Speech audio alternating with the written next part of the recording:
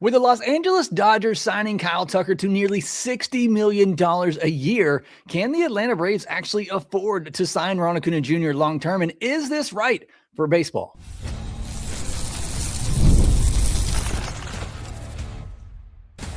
You are Locked On Braves, your daily Atlanta Braves podcast, part of the Locked On Podcast Network, your team every day. Hey, and welcome back to Locked On Braves, part of Locked On Sports Atlanta, where we cover your favorite Atlanta sports teams each and every day. Also part of the Locked On Podcast Network, now the #1 sports podcast network. I am your host, Jake Mastroianni. I've been covering the Atlanta Braves in both the written and podcast form for over 10 years now, and this is Locked On Braves, your daily connection to all things Atlanta Braves. Today is our weekly mailbag episode. We got a little over 20 questions to get to on today's episode. As always, a wide range of questions, a lot in reaction to the Kyle Tucker news that we had on Thursday, some other free agent news rolling in on Friday as well. We'll get into all of that and answer all of your questions. Today's episode is brought to you by FanDuel. The NFL playoffs are here, and FanDuel is officially in playoff mode. So visit FanDuel, an official sportsbook partner of the NFL, and grab your profit boost pack every NFL playoff game day. Let's get right into the questions because I do have a lot to get to, a lot of reaction to what's happened over the last couple of days around Major League Baseball. And the first one I'm going to get to is from Justin Shoemake, who says, I have a question. With the crazy salary that Kyle Tucker just got in free agency, is it time to have a salary cap as well as a salary floor? I'm sorry, but Tucker is not a $60 million a year player. If he is, what is Acuña's contract going to look like when he hits free agency? So I know this was on the minds of a lot of Atlanta Braves fans after seeing Kyle Tucker sign for nearly $60 million a year. Now, present day value with the deferrals, it's a little bit less than 60, but still it is a ridiculous amount of money for a guy who is great. Don't get me wrong. He's been really, really good, generally, averaging a 30-30 type of season. That's a lot of money for Kyle Tucker. And when you think about, as a Braves fan, Ronald getting free agency in a few years, what is that going to look like for him? Because even if we continue to see this trend of teams signing the shorter term, high AAV types of deals, which teams will probably want to do more so with Ronald because of the knee concerns. And for Ronald, yeah, give me $200 million for 4 years. Like, that's a no-brainer type of deal for Ronald or anybody in that position. If you didn't want to commit to Ronald long-term because of the knees, okay, just give him 50, 60 million a year over 4 or 5 years. And so if that is the way that things are going, I don't know how the Braves could possibly hand out that type of money. And so, yeah, look, the case has always been, if Ronald is going to be a Brave, he's going to have to take less than market value. Like, that's just the case with any Braves player. Chipper Jones warned Freddie Freeman, you go into free agency, you're going to have other suitors out there. You're going to have to take a little bit less if you want to be an Atlanta Brave. And, Acuña said, I want to be here. I want to be here. Okay, that's great. I love that he says that. And I think he really means it. But if you really want that, then you're not going to get $60 million a year. And that's just the reality of it. If he goes to free agency, he very well could get one of these types of deals. And there is just no way the Atlanta Braves are going to match that. So if this is the trend and the way things are going, then there's no way the Atlanta Braves are going to sign up to pay a player $50 to $60 million a year. And look, Bo Bichette just got $42 million a year. Now that comes with opt-outs, and just say it up front, the Mets did sign Bo Bichette. That's the news of Friday. The Phillies signed JT Realmuto. So we're starting to see things, happen here a little bit on the position player side of things. But even Bo Bichette, he's getting $42 million a year to play a position he's never played at the major league level. He's going to be their third baseman. It is just absurd what some of these larger market teams are doing, because the Braves are a large market team. Like, we don't need to kid ourselves into thinking they're not. They're a large market team, but there's another level that the Dodgers and the Mets and the Yankees of the world are able to do that other franchises just aren't able to do. So that leads to the first part of Justin's question about a salary cap and a salary floor. And look, what we're seeing right now with these contracts, we don't know what the landscape is going to look like post 2026. And so maybe these teams are just getting this in now. Maybe that's why they're wanting to do the shorter term deals instead of doing, say the Xander Bogaerts deal where you give them, or what the Phillies have done in the past, what they did with Trey Turner. Let's just give them 10 years and we'll spread out that AAV, over the long term part of the contract. Now teams seem to be shifting more to, let's do a shorter deal and we're just going to bump that AAV up so high. But point being, we don't know what the landscape is going to look like. This next upcoming CBA is going to be massive. It's likely going to lead to a lockout and potentially loss of games. Hopefully not an entirely lost season. I really hope that's not the case. And I don't think it will be, but maybe that's just me thinking too optimistically. But something's going to have to change. And it's really just hard to speculate on how things are going to play out in the next 2 to 3 years until we have a better understanding of what that's going to look like. But something has to change. This is ridiculous. This is absurd. The amounts of money that you're paying per year, which you got the money to do it, fine. And if you're generating this type of money, it should go back into the players. But as I said, there's very few teams that are able to do these types of deals. And it's just not fair. I mean, the question I put on the thumbnail, is this right? No, it's not. It's not right. I mean, these teams aren't doing anything illegal. They're playing within the rules, but the rules aren't right. And so something has to change, and something will change with the upcoming CBA. So a lot to take in there. I know.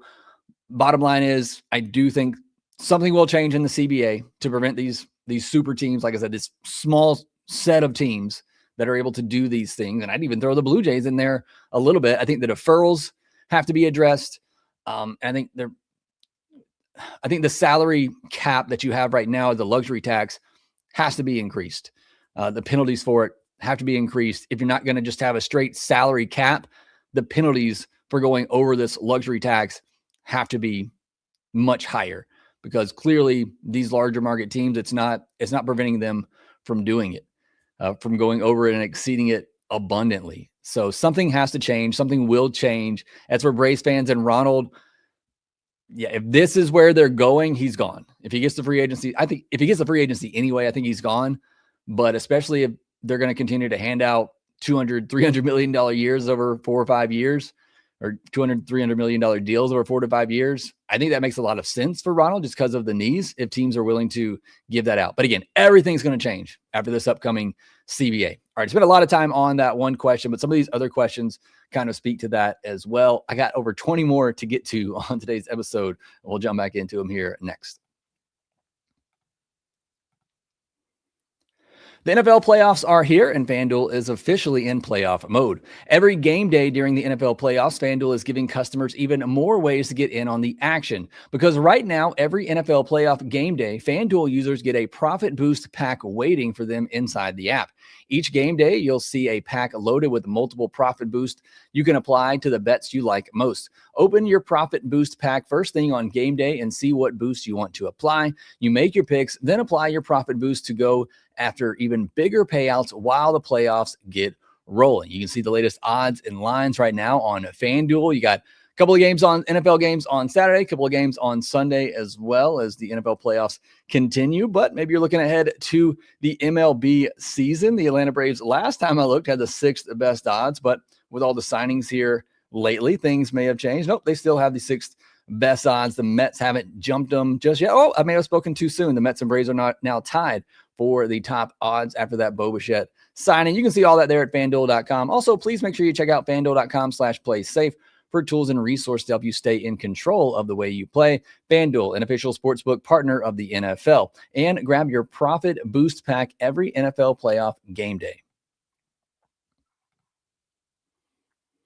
Thank you for making Locked On Braves your first listen of the day. And thank you for making Locked On the #1 sports podcast network. If you haven't already, go check out our new Everydayer Club. You'll get ad-free audio versions of the podcast. And with the all access content, you'll get one-on-one text access with me and Lindsay, all access episodes from me and Lindsay, an exclusive newsletter, and a 15% discount to the Locked On merch store. Head to LockedOnBraves.supercast.com to join the Everydayer program and unlock all access. You can also find the link in the show notes.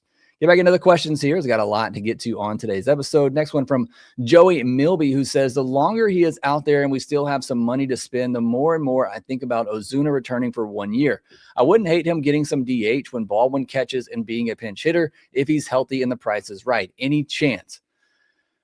There's definitely a chance, and there's actually a spot open for it right now because you just got rid of Brujan and Wisely. Now, I think they will ultimately replace that spot with somebody else that can do everything, play every position, be that last position player on the bench.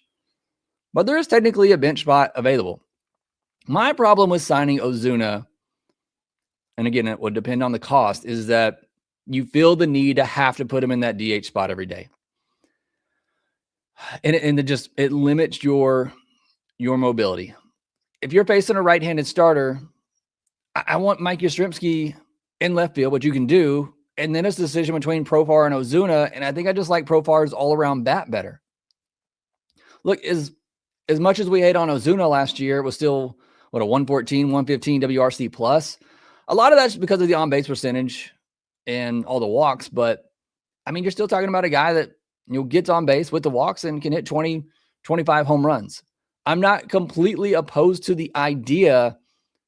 I just think it's time to go to a new direction. And I think it's time that if he could just play the field at all, it would make it would make a huge difference. And if I knew they wouldn't just plug him in there every day because we signed Ozuna, I'd be a little bit more open to it. I'm just worried if they sign him, even if it's $8 million, $10 million, I feel like they're just going to plug him in there every day, no matter what. And look, you play him in there, plug him in there and he produces, then, by all means, it's a great deal and run him out there. I feel like the roster has been built in a way that you can be more flexible and you can move guys around and you can play matchups better.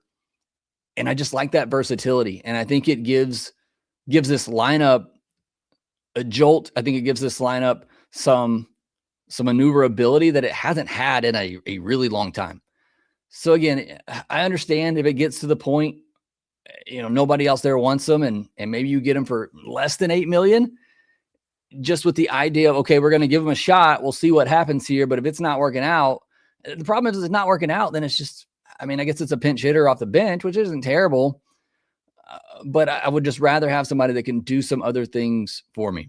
Kathy G says, other than a cap floor, is there anything that can be done in the CBA to prevent a monopoly team? It seems to me that until teams lock out Boris and or players find their inner dog and want to fight back, nothing is really going to change through rules. Thanks as always. I don't know what you can do other than set a hard cap, because teams like the Dodgers and the Yankees and other franchises, the Blue Jays are spending a ton of money too. Let's not exclude them from this. The Mets, obviously, with Steve Cohen, you get these, owners who can throw a ton of money at it, just, endless amounts of money. They're going to do it. And there's nothing you can really do about it. So again, other than setting a hard cap, clearly the luxury tax penalties aren't quite enough. Now, we have seen the Yankees, the Dodgers go under the tax for a year to reset it. So that has had some effect, but that seems to be gone now with what the Mets and Dodgers are doing. There just seems to be no real concern of those luxury tax, especially for the Dodgers, because they're getting results. For the Mets, it's like, what are you spending money for? And you're not winning. I can't think of anything else that the league can do to prevent these teams from spending above and beyond what other teams can do. Should other teams be spending more? Yes, I have always made that argument. I've always very much been in favor of a floor to make some of these teams spend more than they are. But not every team can do what the Dodgers and Mets are doing. And the only thing you can do to prevent that is create some sort of cap on spending. Zach Blackerby Burner says, on the Auburn side of things, what do you think the roster is being set up, and what do you think overall about the new coaching staff? I honestly have not paid any attention to it at all. On the Braves side, what are your thoughts on Tucker going to the Dodgers? I think this will cause a long lockout, and I hope a salary cap and floor. A lot about salary caps and floors today. This CBA is going to be very, very interesting. I think the landscape, even if it's not a cap or a floor, the landscape, I think, of baseball is going to be changed dramatically after this next CBA. Has to. It has to. As far as the Tucker signing, I kind of gave my thoughts on this on social media.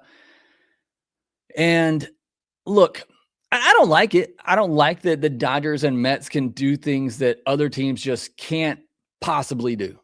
Like they just can't do that. It's, I'm not going to shout any names out, but you hear MLB national writers out there that other teams can do things like this. No, they can't. No, they can't. No, they cannot.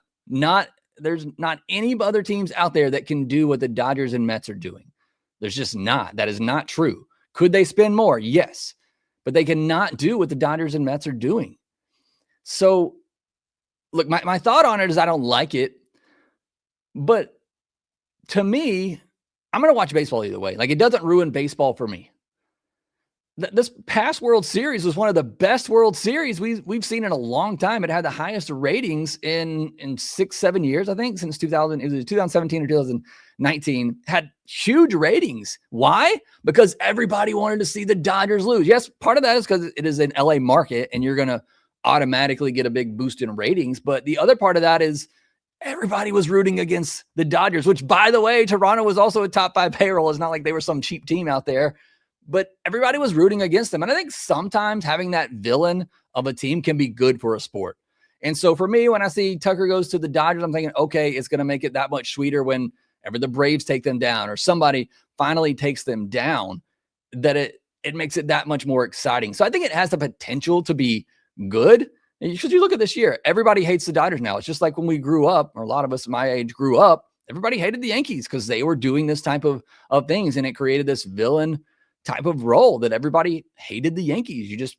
You knew it. I mean, it's so funny to talk to people from my generation that they hate the Yankees. And that's just because what you did when you were growing up in my generation. And I think that's just kind of what it's turning into now. Everybody just unanimously hates the Dodgers and wants to root against them. So on that side of things, I think it can be fun. And as AA says, they can be beat. The Dodgers were this close. Will Smith's foot hanging off that plate, or if IKF gets just this much more of a lead to losing the World Series, like they can be beat. And I think they will be beat this year. And that will be really fun to see it happen after all the money that they've spent to see them taken down. I think that will be exciting to see.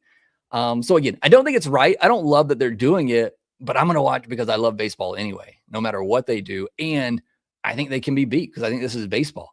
And so that part of it excites me too, to have that villain in the game that you can all collectively root against.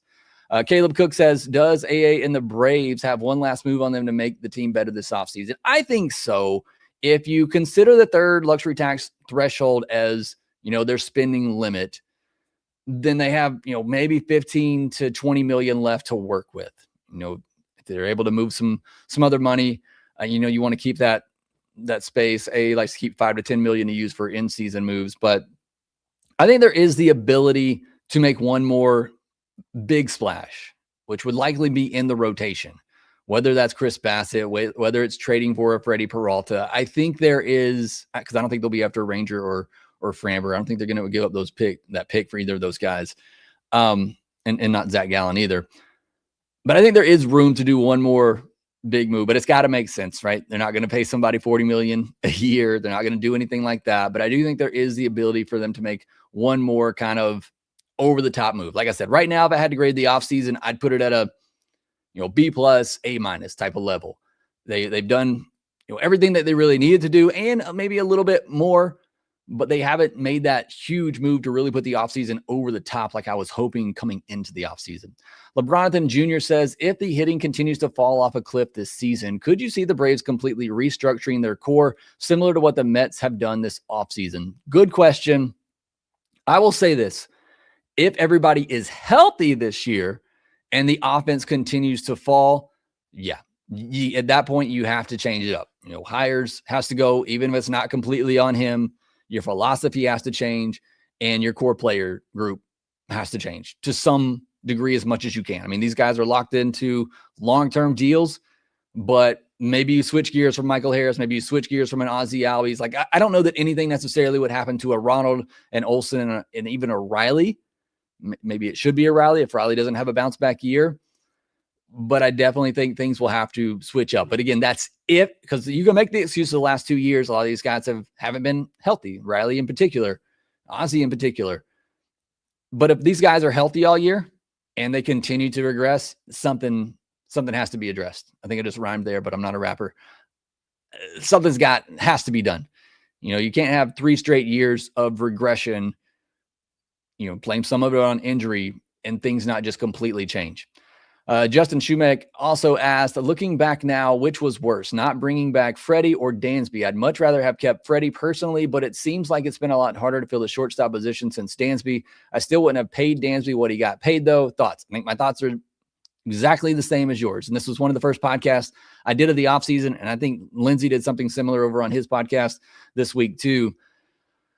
My heart misses Freddie Freeman more. But the first base position has been replaced and maybe even somewhat better, at least in the last year or two with Matt Olson.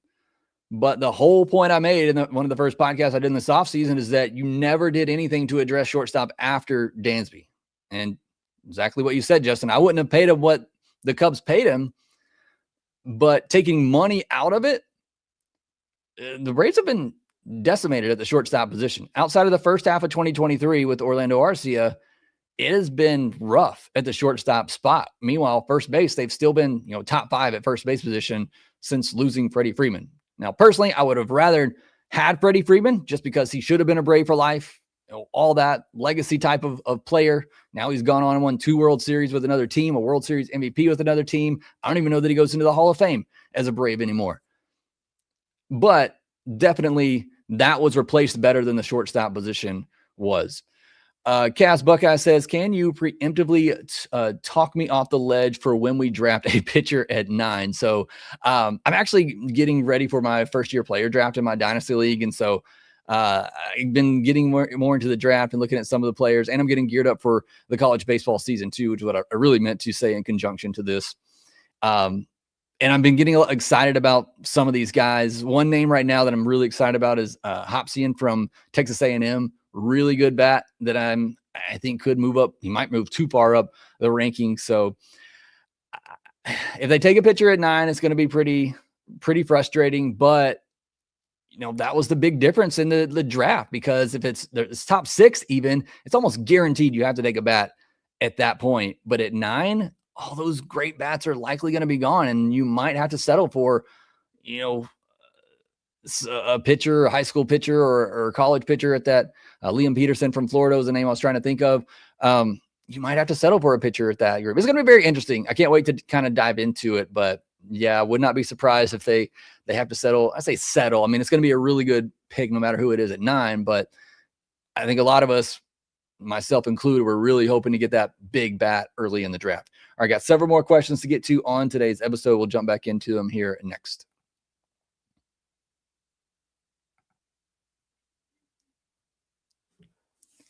Next question comes from PJ's Braves, who says, a more Braves-related question. What would you consider a good year for Profar?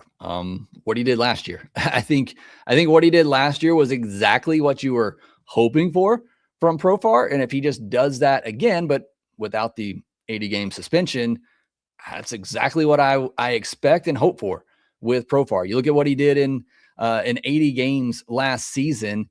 He hit 245. I probably would have liked a little bit more batting average than that, but 245, 353, had a 122 WRC plus, stole 9 bases, hit 14 home runs. So, I mean, over an entire season, you're talking about a guy who I would expect to hit 20 plus home runs, 20, 25 home runs, still double-digit bags, 10 to 15 bags, get on base, 35% of the time again. I'd love to see him hit for a little bit more average, but 240 is kind of where he's mostly been for his career, other than that 2024 season when he hit 280. So, 240, 250 average, but taking his walks to get on base 34, 35% of the time, and a WRC plus in the 120, 130 range. Like that's what I kind of hope for Profar. And I think we're going to see more in the DH spot this year too. I don't know if that helps or hurts him. We'll have to see, but could potentially help him as if he could just focus more on hitting, because I think Yastrzemski's going to play a lot more in left field. So what he did last year, if he just does it again over a full season, I think that's certainly what I hope for and really what I expect from Profar this upcoming season. David says, Crosby Baseball was talking about the Dodgers signing Acuña due to the money they can offer him. But what are the chances considering Acuña and Freeman hate each other? So I don't know how legitimate that is or not. Let's just, for argument's sake, say the two guys don't like each other. Maybe I hate to even put speculation out there, but maybe Acuña didn't like the way that Freddie policed the clubhouse. There have been some rumors about that Freddie, had to kind of lay down the law in the clubhouse a little bit for Acuña. Again, not trying to speculation. Everything that I've heard out loud from Freddie and Acuña, there's no ill will between those guys. I mean, it certainly could affect things, but again, if the Dodgers are going to offer him $60 million a year over 4 years, I think Acuña is going to put that to the side for that type of money. So I don't think it would really have too much of effect on the situation if that's the type of money that they're throwing around. Calvin Benner says, if you had to guess a new pitch Strider developed this offseason, what would it be? This is a good question right here. This is one that I saw ahead of time and really had me thinking, because initially I was going to say a cutter, but then I know Lindsay would have lost his mind getting so excited. And so I'm changing it to a sinker. Reason being is because if he doesn't get the shape back on that four-seam fastball, I think the one of the best things he can do is just start throwing another fastball that you can, losing the word that I want to say here, but you can force movement onto it. There's a better word other than force there, but manipulate movement onto the pitch, like a cutter, like a sinker. Because if that four-seam fastball shape doesn't come back and it is just more of a flat fastball at 95, 96, and hitters know that. They know if they're getting a fastball, they're going to get a flat, four-seamer at 95, 96. They're going to continue to crush that pitch, when it's not well located. But if you start throwing a different type of fastball with some cut on it or some sink on it, then that's something else that hitters have to worry about.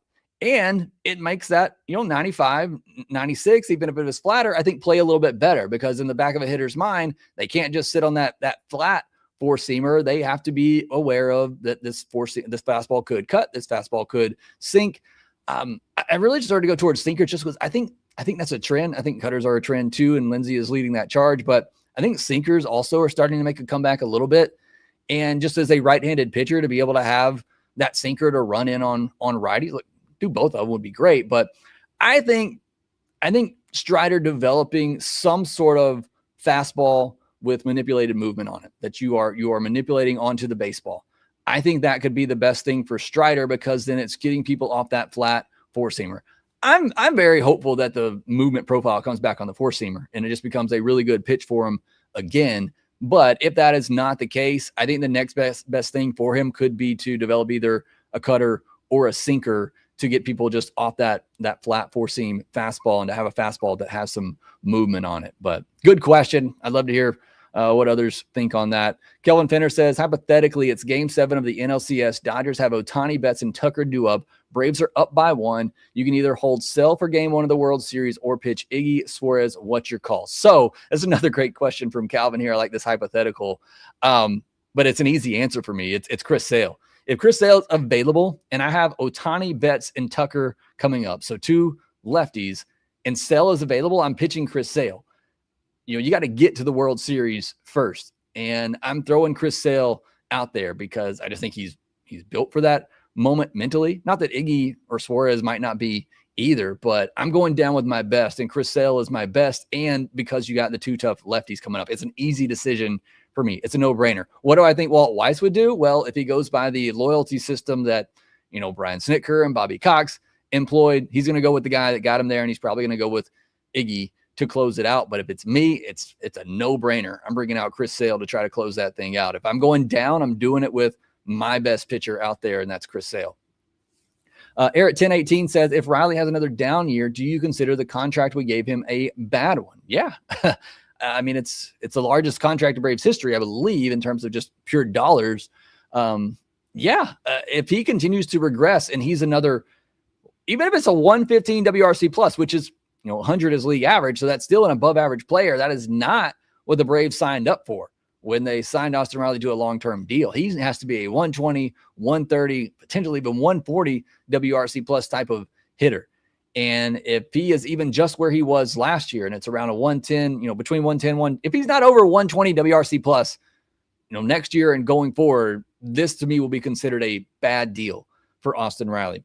Another one from Cass Buckeyes, who says, given the Dodgers TV deal and special revenue share carve-out, link below, I don't think anyone expects the Braves to spin like them, but what can they or any other organization do to close the gap? What should they look for in CBA negotiations? It's kind of similar to what we talked about earlier. I don't know what you can do other than a cap, a hard salary cap, or just significantly increase the penalties on the luxury tax. I think the penalties are pretty harsh. I think that second year, those penalties could definitely be increased. Maybe you take the third year penalties and make those the first year penalties and then upgrade them from there.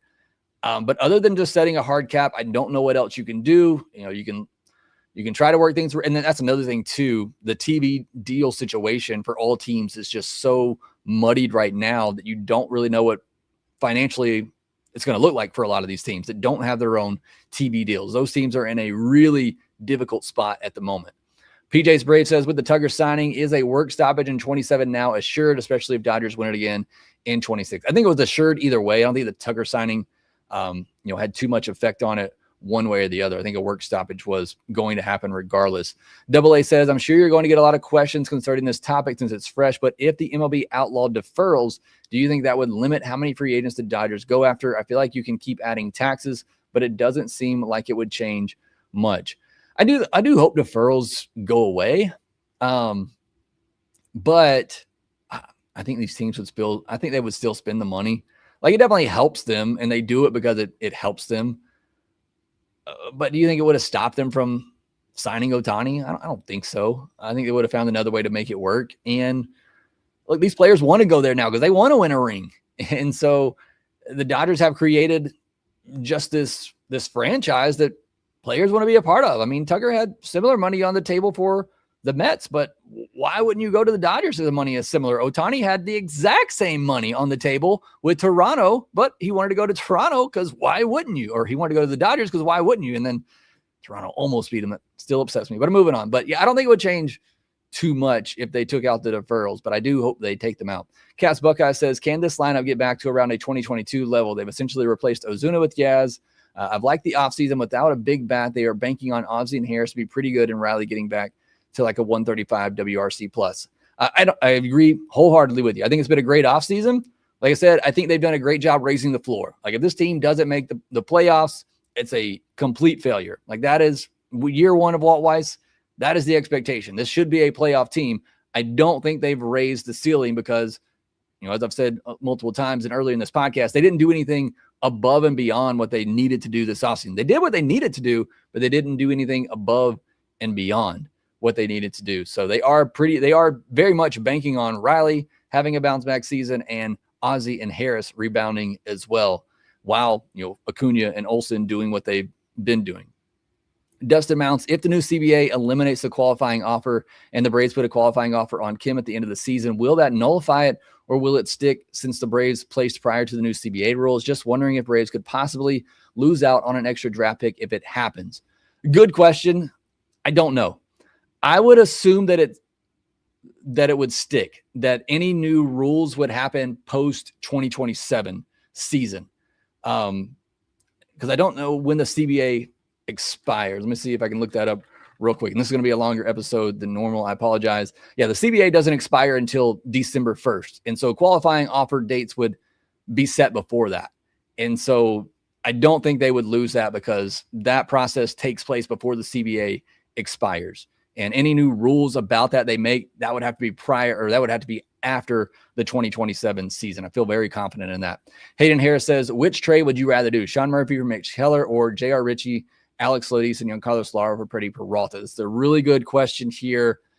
That seems like a pretty high price for 1 year of Freddie Peralta. I would rather have Freddie Peralta than Mitch Keller. No, that's a no-brainer there. But the package that you're giving up, J.R. Ritchie could very well be a 3rd-4 starter for you this year. Giancarlo Lara could very easily be a closer for you in the next year or two. And so to give that up for Freddie Peralta, even at $8 million, and I'm not as big on Lodis as others, but I know there's a lot of people out there that think Lodis could be the future shortstop. I'm not one of them, but it is a pretty, highly thought of prospect in your system. That's a pretty big package. I think it's a worthy package for Freddie Peralta and what the Brewers should be asking for. I think for me, I'm taking Sean Murphy for Mitch Keller, and I have to look at the Mitch Keller contract. I don't know how far that goes. I think the money is pretty similar. But man, that's just, you trade for Freddie Peralta, he gets hurt, and all of a sudden you've given up a guy that could be a mid-rotation starter and a potential closer for you for very cheap deals. Oh, I don't really like the Mitch Keller deal either. I don't know that I do either of these deals, quite honestly. Keller making over almost $17 million this upcoming year, and then 18.4 and 20.4. So I don't know that I do either of those deals, quite honestly. Manleo says, hey, Jake, do you see us going for Nico Hoerner trade if available? Do we have enough to give? I think we have enough to give for Nico Hoerner. I just don't know that it makes sense anymore with Ha-Sung Kim and Ozzy. Like, he would have to start over one of those guys. And I may start him over Ha-Sung Kim, but then you just paid all this money for Ha-Sung Kim. So I don't see it happening. I don't think it's a fit now, unless you were to somehow trade Ha-Sung Kim or something. I don't think it's likely. David says, I know you said after the ridiculous Tucker signing be better when someone beats them, but after the recent World Series and Ohtani and Freeman not doing anything, they still won from the rest of the talent. How does a team beat them in any way other than dumb luck? Playing the game the right way. Go watch the World Series again. The Blue Jays, for the most part, outplayed the Dodgers in that series and were very close many times to winning that World Series. Now, again, the Blue Jays spent a lot of money too, and they've spent even more money this offseason to try to get back there and get it done. So, the Dodgers can be beat. This is baseball. Anybody can be beat. Certainly, having the most talent gives you a leg up, but they can be beat, and they were very nearly beat last year. Matt H says, do you think that these people who say Aaron Bummer and Sean Murphy are terrible and not worth their contracts, let's trade them for something awesome? Listen to the show and understand that this topic has been covered a million times. Here's the thing that I would say to those people who say that Aaron Bummer and Sean Murphy are terrible, let's just trade them. If you think they're terrible, why do you think they have any value in trade? Like I've mentioned a couple of times that maybe they would try to trade Aaron Bummer to free up some of that money. But I've also said when mentioning that they probably wouldn't be able to save all that money because they would probably have to eat some of it, or there'd have to be some other kind of contract swap in the deal, because there's just not a lot of value for either of those guys right now. I think if Sean Murphy comes back healthy and he proves to be the catcher that he can be, and then I believe he can be, then all of a sudden that value comes back and maybe you look to trade him at that point. But yeah, if you think these guys are bad, why do you think any team would want to trade for them? Ransom says, did you have a stroke like most of us when you saw Tucker's AAV? And realistically, what do you think comes out of the next CBA that could actually give fans in smaller markets some hope their teams can compete? So definitely the question of the podcast here. I don't know. Like I said, other than a hard cap, I haven't given it a lot of thought, and I'm just not that smart. Other than just a hard cap or either increasing significantly these luxury tax penalties, I don't know what else you can do. And look, here's the thing too. These smaller market teams, they're not without fault too. They could be spending more than they have been.